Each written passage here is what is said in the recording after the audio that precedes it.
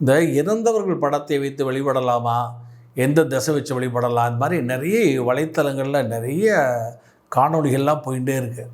அதில் சமீபத்தில் ஒரு காணொளி பார்த்தேன், இறந்தவர்கள் படத்தை வைத்து வழிபடக்கூடாது.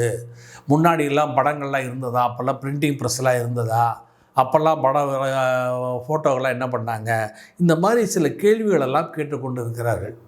அதாவது ஆதி காலத்தில் இறைவனே ஆலயங்களே கிடையாது. ஏன்னா ஒவ்வொருவருமே தன்னுடைய இதயமே அவரவர்கள் எல்லோருமே ஒரு தெய்வ குணம் கொண்டவர்களாக, ஒரு தெய்வம்சமாகவே இருந்தார். அதனால் அவருடைய மனங்களிலே இருதயங்களிலே இறைவன் குடிகொண்டிருந்தான். அதுக்கு அடுத்த கிருதாயுகம் முடிந்து திரேதாயுகத்தில் அவனுடைய மனம் கெட்டு விட்டதுனால் என்ன பண்ணால் தெய்வத்தை தூக்கி வீட்டில் வெளியில் ஒரு சிலையாக வைத்தான். அடுத்த யுகத்தில் வீடும் கெட்டு விட்டது, கொண்டு கோயிலில் வச்சுட்டான். துவாபர யுகத்தில், கலியுகத்தில் கோவிலும் கெட்டு விட்டது. அதாவது யுக தர்மம், கால தர்மம், காலசரணை, கால அனுசரணை, இந்த மாதிரிலாம் சாஸ்திரங்களில் நிறைய சொல்லியிருக்கு ஜோதிட சாஸ்திரத்தில். அதில் காலதேச வர்த்தமான தத்துவம்னு ஒன்று இருக்குது.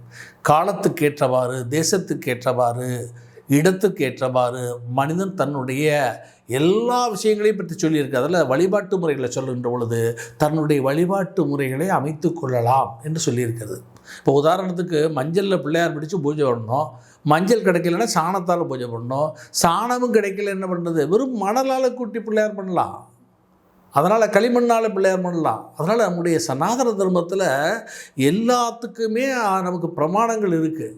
அந்த அடிப்படையில் முன்னாடியெல்லாம் பிரிண்டிங் ப்ரெஸ் இல்லையே அப்படின்னு சொன்னால், முன்னாடி கோயில்களே இல்லாமல் இருந்தது. அப்புறம் தானே கோயில்கள்லாம் வந்தது, தெய்வங்கள் எல்லாம் வந்தது, பிரதிஷ்டை ஆகம சாஸ்திரங்கள்லாம் வந்தது.